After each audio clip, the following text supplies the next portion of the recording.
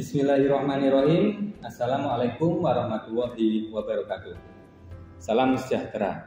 Perkenalkan, saya Denny Kurniawan, salah satu dosen program studi sistem komputer pada Fakultas Studi Akademik Universitas Sains dan Teknologi Komputer Universitas Telkom Semarang. Salah satu kewajiban sebagai dosen, saya telah melakukan tridharma. Salah satu di antaranya yaitu di bidang pengajaran. Dalam kesempatan ini, izinkan saya memaparkan mata kuliah yang saya ampu di dalam prodi sistem komputer, yaitu mata kuliah pemrograman web 2. Mata kuliah pemrograman web 2 adalah mata kuliah wajib di dalam program studi sistem komputer, di mana mata kuliah ini sendiri memiliki 3 bobot SKS. 1 bobot untuk teori dan juga 2 bobot untuk praktikum. Mata kuliah ini dilaksanakan pada semester keempat. Diharapkan dengan mengikuti perkuliahan ini, mahasiswa mampu merencanakan ataupun juga merancang perangkat lunak pengolah data berbasis website secara mandiri, dan juga mahasiswa dapat menggunakannya untuk menunjang mata kuliah lanjutan di semester berikutnya. Di dalam mata kuliah pemrograman web 2 sendiri, capaian pembelajarannya yaitu yang pertama CPL 1 berkaitan dengan sikap, menunjukkan sikap bertanggung jawab atas pekerjaan di bidang keahliannya secara mandiri. CPL yang kedua, mahasiswa mampu menguasai prinsip dan teknik perancangan sistem informasi berbasis website. CPL yang ketiga, mampu menganalisis, merepresentasikan, serta menyelesaikan permasalahan menggunakan strategi komputasi komputer. CPL yang keempat, mampu menunjukkan kinerja mandiri, bermutu, dan juga terstruktur. CPL yang kelima, mahasiswa mampu mengembangkan perangkat lunak berbasis web dinamis dan juga database. Dari capaian pembelajaran yang dibebankan prodi ke dalam mata kuliah ini turun menjadi capaian pembelajaran mata kuliah atau menjadi CPMK. CPMK yang pertama, mampu bertanggung jawab atas penyelesaian pekerjaan bidang keahliannya secara mandiri, bermutu, dan juga terukur. CPMK yang kedua, mahasiswa mampu memahami teknologi website. Dan CPMK yang ketiga, mahasiswa mampu memahami konsep dasar pemrograman web dinamis. Selanjutnya, untuk CPMK yang keempat, mahasiswa mampu merancang database server. CPMK yang kelima, mahasiswa mampu memahami cara memetakan proses bisnis pada organisasi serta menguasai konsep manajemen informasi, sistem informasi, basis data, pemodelan basis data, dan juga database manajemen sistem. CPMK yang terakhir mampu melakukan manipulasi data pada database menggunakan bahan bahasa pemrograman web PHP. Dari CPMK 6 tersebut diturunkan menjadi sub CPMK. Yang pertama, mahasiswa mampu menjelaskan contoh dari teknologi web, dan sub CPMK yang kedua, mahasiswa mampu membedakan antara web statis dan juga web dinamis. Sub CPMK yang ketiga, mahasiswa mampu mengimplementasikan serta pemrograman web PHP. Dan sub CPMK selanjutnya, mahasiswa mampu menghubungkan database MySQL dengan pemrograman PHP. Sub CPMK yang kelima, mahasiswa mampu memahami kebutuhan aplikasi web PHP. Dan sub CPMK yang terakhir, yang keenam, mahasiswa mampu merancang perangkat lunak pengolahan data berbasis website secara mandiri. Itulah CPL, CPMK, dan juga sub CPMK yang dibebankan dalam mata kuliah pemrograman web 2. Dan untuk menunjang dari mata kuliah ini, saya menggunakan pustaka yang pertama dari Ahmad Solihin, pemrograman web dengan PHP dan juga MySQL yang diterbitkan oleh Budi Luhur. Kemudian yang kedua ada Canggih Ajika Pamungkas, Dasar Pemrograman Web dengan PHP. Dan yang ketiga Bonafit Nugroho dalam buku Aplikasi Pemrograman Web Dinamis dengan menggunakan PHP dan juga MySQL. Serta penunjang yaitu dari Muhammad Ropianto dan kawan-kawan, algoritma dan pemrograman yang diterbitkan oleh DevPublis. Baik. Kemudian di sini saya akan menjelaskan RPS, rencana pembelajaran semester, di dalam satu semester yang akan saya ajarkan.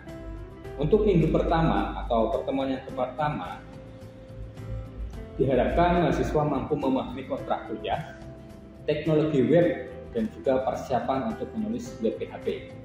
Jadi di pertemuan yang pertama di sini memungkinkan nanti mahasiswa tahu aturan dalam perkuliahan, kemudian juga apa saja yang harus dibutuhkan untuk menunjang perkuliahan ini, termasuk softwarenya, dan juga sintak-sintak data ataupun perintah-perintah dasar di dalam menulis PHP. Baik, untuk pertemuan yang kedua, mahasiswa mampu mengimplementasikan penulisan PHP. Struktur dasar dari PHP itu sendiri, kemudian juga standar output, serta variabel tipe data dan juga operator. Jadi untuk pertemuan 2 dan 3, kita akan membahas implementasi aturan dan penulisan sintak dasar PHP seperti variabel, tipe data, dan juga operator. Lanjut di pertemuan keempat dan 5, diharapkan mahasiswa mampu mengimplementasikan struktur kendali. Contoh struktur kendali diantaranya seperti perulangan dan juga pengkondisian. Dan pertemuan ke-6, mahasiswa mampu mengimplementasikan perintah function di dalam pemrograman PHP. Dan untuk pertemuan yang ke-7, mahasiswa mampu mengimplementasikan data array dengan menggunakan PHP. Baik itu data array asosiatif, data array multidimensi. Kedua tersebut akan dibahas di dalam pertemuan yang ke-7. Di dalam pertemuan yang ke-8, saya ingin mengevaluasi dari apa yang sudah saya sampaikan, apa yang sudah saya paparkan ke mahasiswa. Jadi di sini saya melaksanakan ujian tengah semester. Kemudian setelah itu saya akan melanjutkan di pertemuan ke-9 dan pertemuan ke-10 ya. Di sini kita akan membahas implementasi dari sebuah metode PHP, baik itu metode request, metode get, dan juga metode push. Dalam pertemuan yang ke-11, mahasiswa mampu memahami dan mengimplementasikan session dan cookies. Dalam tahap ini biasanya sering digunakan di dalam sistem logik dan juga sistem akses sebuah aplikasi website. Dilanjutkan di pertemuan ke-12, diharapkan mahasiswa mampu mengimplementasikan koneksi DBMS MySQL dengan PHP. Kita sudah mempelajari pengkoneksian database dengan PHP. Dan di pertemuan 13 sampai 15-nya kita akan membahas ataupun kita juga akan mempraktekkan membuat proyek sederhana menggunakan fitur CRUD berbasis PHP. CRUD adalah create, read, update, dan juga delete. Dan yang terakhir di pertemuan 16, saya akan mengevaluasi akhir semester dengan penilaian. Dalam pengajaran saya ini, software-software yang digunakan atau alat bantu untuk mendukung perkuliahan ini diantaranya yang pertama ada text editor. Di sini saya memberikan kebebasan kepada mahasiswa agar memilih sendiri text editor apa yang sudah mereka dalami, yang sudah mereka biasakan. Di sini saya menggunakan Visual Studio Code ataupun juga bisa menggunakan Sublime Text, Notepad++, dan juga Dreamweaver. Kemudian yang kedua ada web server, boleh menggunakan Sun, WAM, LAMP, ataupun sejenisnya. Dan yang ketiga adalah web browser, yaitu bisa menggunakan Chrome, Firefox, Opera, Edge, ataupun yang lainnya. Ya, itulah rencana pembelajaran semester yang akan saya sampaikan di dalam satu semester ini, dan terima kasih.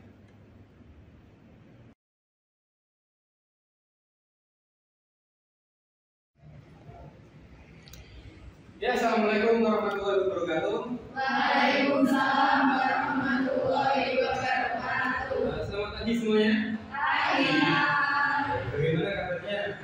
Alhamdulillah. Ya, semoga semuanya dalam keadaan bahagia. Ya. Oke, di pertemuan hari ini kita nanti akan membahas mengenai variabel tipe data dan juga operator. Sebelumnya apakah sudah mendownload tadi materinya di Siaka? Sudah. Baik, karena sudah mendownload, apakah sudah dibaca-baca juga? Sudah ya, belum ya namanya. Oke, nggak masalah ya, nanti kita belajar bersama. Ya, namun sebelum kita membahas mengenai tipe data, variabel dan juga operator, kita flashback dulu ke pertemuan minggu lalu. Ada yang masih ingat? Minggu lalu ya, kita membahas apa? Pengantar PHP. Oke, di dalam pengantar PHP kita sudah mempelajari beberapa poin-poin ya. Juga termasuk kita menyiapkan text editornya, kita membuatkan aplikasi apa saja yang kita butuhkan. Nah, terus kemarin kita juga sudah membahas struktur ataupun sintaks dasar PHP. Nah, PHP itu sendiri kalau kita ingin membuatnya diawali dengan apa? Dengan perintah apa? Ada yang tahu? Ya, silahkan Mbak. Kurung siku atau kurang dari tanda tanya dan Oke, kurung siku ya, kurang dari tanda tanya dan juga PHP.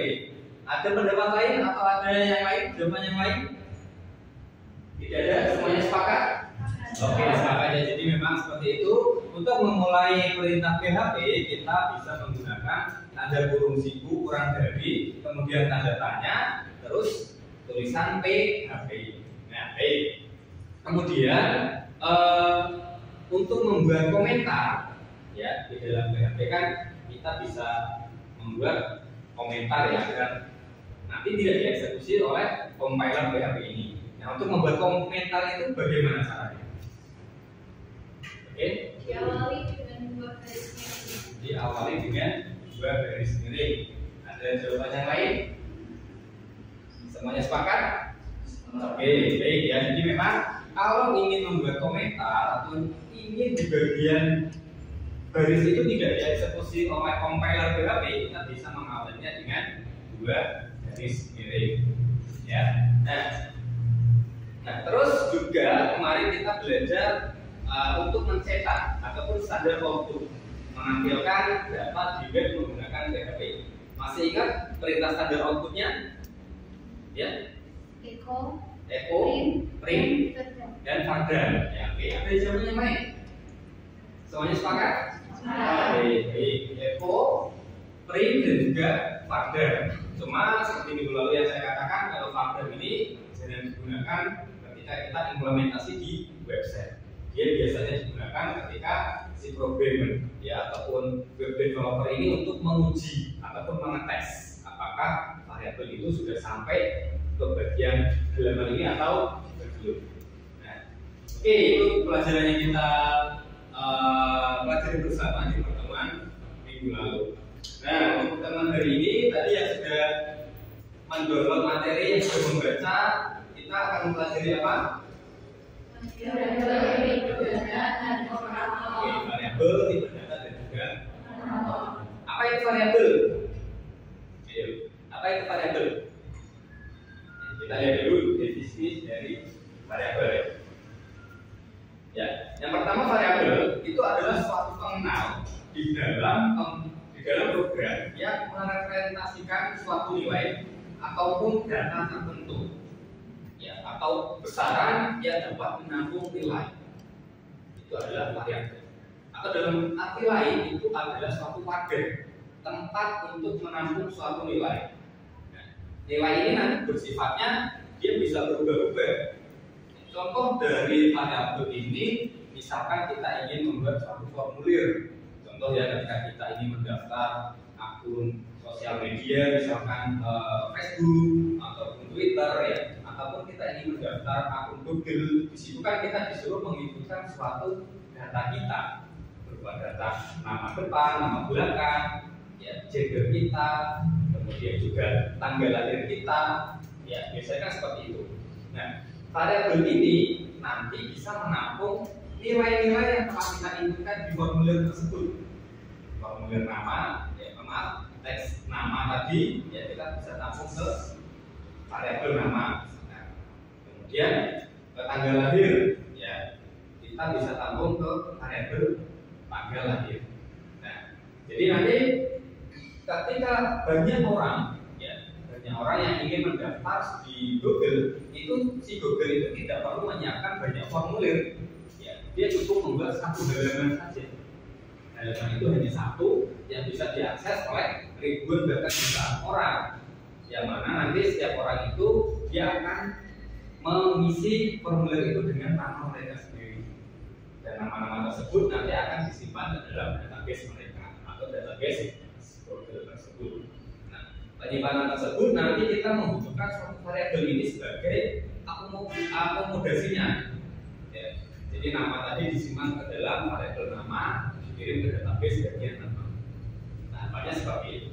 Oke, variabel berfungsi untuk menyimpan beberapa bit data, sehingga untuk mengambil suatu data dapat dipanggil menggunakan variabel tersebut. Nah, ketika kita sudah mendaftar akun Facebook ataupun Twitter ataupun yang lainnya, kita di sana bisa login, kita bisa menampilkan brand atau profil kita, ya kan?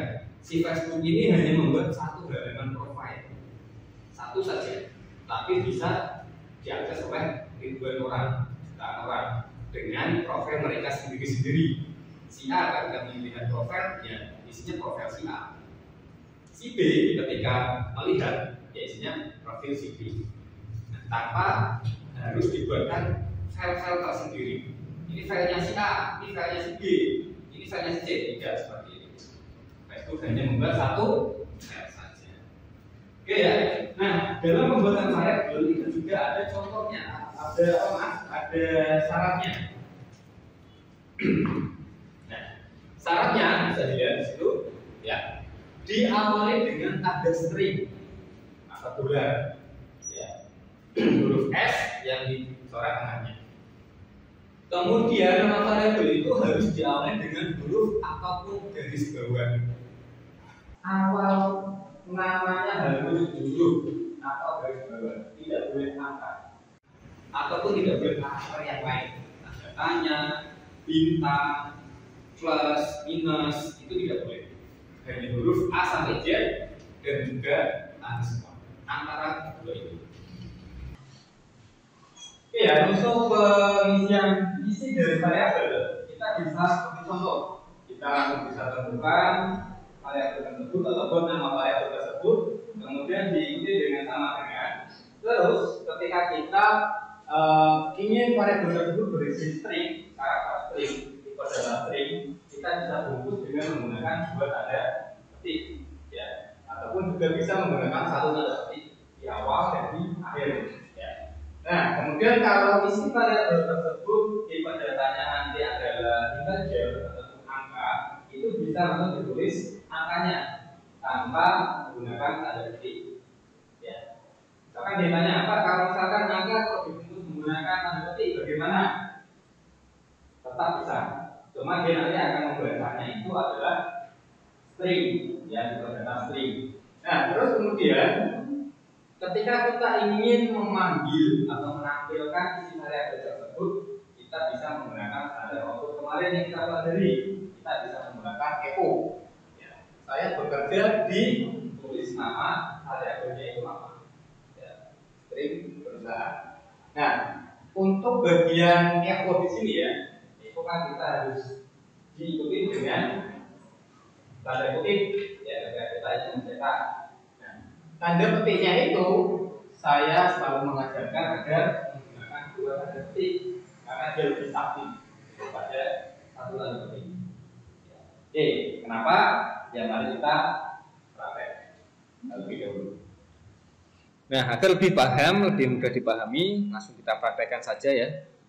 Jangan lupa teman-teman, kita gunakan web server ya. Di sini saya akan mengaktifkan APC-nya. Ya, karena di sini kita belum menggunakan MySQL, jadi yang saya aktifkan hanya APC-nya saja. Kemudian saya akan mengelot ya. Kemarin yang sudah kita buat ini web saya, akan saya buka di text editor saya, Sublime Text ya. Ini kemarin kita hanya membuat belajar PHP gini saja ya. Oke, contoh di sini ya. Masih di file yang sama ya, saya gunakan latihan 1 ini saja. Kemudian saya akan membuat suatu variabel. Ya, variabel ini tadi kita harus mengawali dengan tanda string. Oke, ini saya besarkan lagi ya biar terlihat ya. Nah, kemudian misalkan kita buat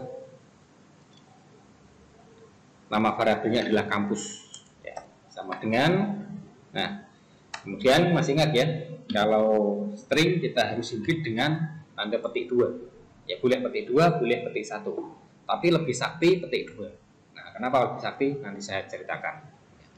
Oke, misalkan Universitas Sains dan Teknologi Komputer ya.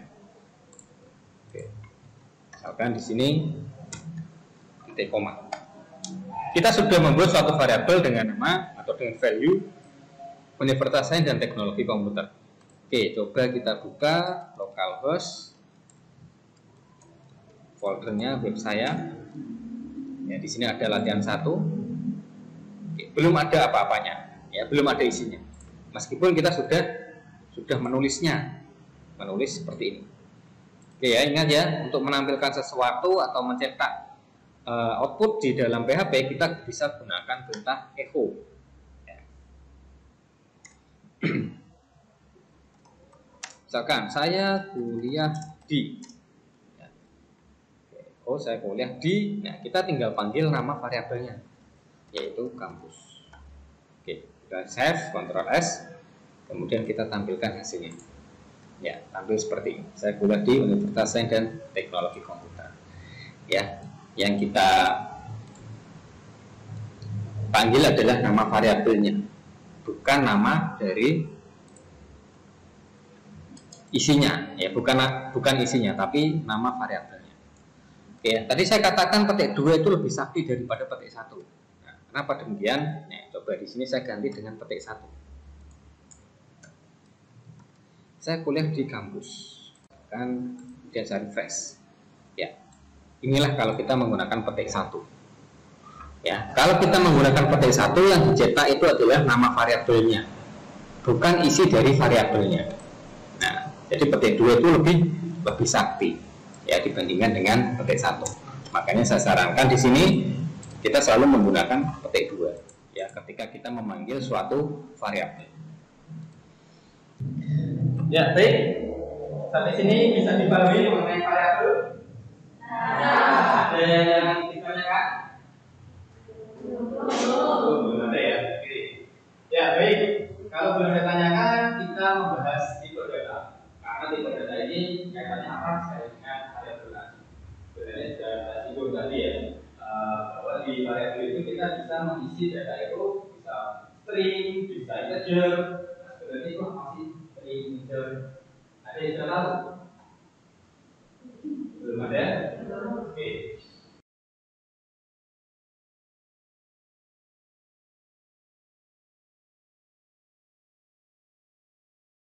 Pada pertemuan hari ini, ya ini pertemuan ke-7 ya. Artinya ini pertemuan terakhir sebelum kita menghadapi UTS ya. Jadi di sini nanti kita akan membahas mengenai array pada PHP. Ya, pada pertemuan sebelumnya kita telah membahas apa kemarin? Pertemuan ke-6? Masih ingat? Tidak ada yang mengikuti. Session ya. Di pertemuan minggu lalu, pertemuan 6, kita membahas mengenai session. Nah, di pertemuan hari ini kita akan membahas array. Jadi array ini adalah cikal bakal ya, ataupun nanti konsep yang akan dijalankan ketika kita sudah menggunakan database. Ya, kita lihat dulu pengertian dari array itu apa. Array adalah salah satu struktur data yang berisi sekumpulan data dan memiliki indeks. Indeks ini digunakan untuk mengakses sebuah nilai dari array tersebut. Ya, jadi contoh di sini ada suatu array. Ya, ini saya blok dengan menggunakan kolom ya. Ada hard disk 2 TB, flash disk 32 GB, kemudian ada modem. Nah, ini adalah suatu value. Ya, atau kalau kita gambarkan array itu seperti variabel. Masih ingat variabel? Untuk menyimpan nilai, ya kan? Di pertemuan keberapa itu kita membahas variabel. Ya, variabel itu adalah suatu untuk menyimpan nilai, suatu wadah. Ya, contoh kita menyimpan suatu nama kita ya di dalam suatu variabel nama. Kemudian kita menyimpan suatu nilai Universitas Sains dan Teknologi Komputer di dalam variabel kampus. Ya. Nah, kita di sini di dalam array kita bisa menyimpan nilai juga. Ya, bahkan yang kita simpan itu nanti nilainya bisa lebih dari satu. Ya, kalau variabel itu hanya bisa menyimpan satu nilai saja. Tapi kalau array di sini kita bisa menyimpan beberapa nilai. Contoh nilai yang kita simpan nantinya adalah hard disk 2 TB, kemudian flash disk, ada modem, ya. Dan di sini dia menggunakan indeks untuk mengaksesnya.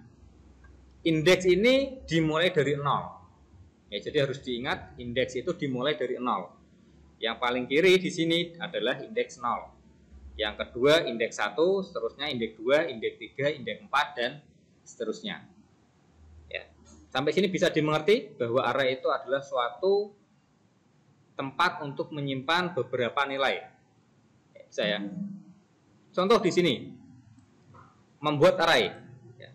Jadi apabila kita ingin menampilkan hard disk 2 TB tadi, ya, kita harus mengambil indeks ke 0 ya, karena tadi di bagian paling kiri di sini ya, nilai pertamanya itu adalah indeks paling 0. Contoh kita akan membuat array kosong, artinya array yang belum ada isinya. Sama seperti dalam ketika kita membuat suatu variabel string, kemudian di situ ada nama arraynya yaitu buah, kemudian sama dengan ya, ini yang atas ini yang saya jelaskan ini ya, yang array kurung buka kurung tutup, ini adalah teknik lama. Ya, teknik pembuatan array dengan cara yang lama. Kemudian cara yang barunya yang ada di bagian hobi ini. Array hobi sama dengan tanpa menggunakan keyword array, tapi kita di sini menggunakan kurung siku. Ya, langsung diisikan saja di situ. Ya. Nah, ini cara untuk membuat array kosong. Ya, mungkin ini kita membuat suatu array nantinya akan diisi dengan form input. Ya. Tapi kalau nanti teman-teman mengambil data dari database, ya, nanti kurang lebih hasilnya akan seperti ini atau isinya akan seperti ini. Nah, ini untuk mengisinya ya. Minuman, array, kopi, teh, jus jeruk. Setiap value itu dipisahkan dengan koma ya, seperti halnya kalau kita membuat variabel. Kalau tipe datanya string kita harus bungkus dengan tanda kutip. Tapi kalau integer kita langsung bisa tulis angkanya. Kalau boolean kita langsung tulis false or true ya. Nah, kemudian cara yang baru untuk mengisikan itu juga sama ya. Tinggal langsung tulis di situ nilai stringnya apa, ya, nilai arraynya apa, dipisahkan dengan koma. Tidak ada yang membedakan untuk pengisiannya. Yang membedakan hanya strukturnya atau dalam penamaannya di sini, keyword array. Ya. Kalau menggunakan keyword array kita menggunakan kurung biasa. Tapi kalau kita tanpa menggunakan array, kita menggunakan kurung siku. Oke, sampai sini ada yang ditanyakan?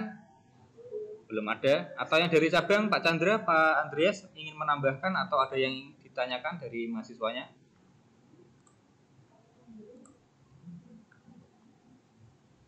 pertanyaan dari YouTube? Aman, Pak. Aman. Oke.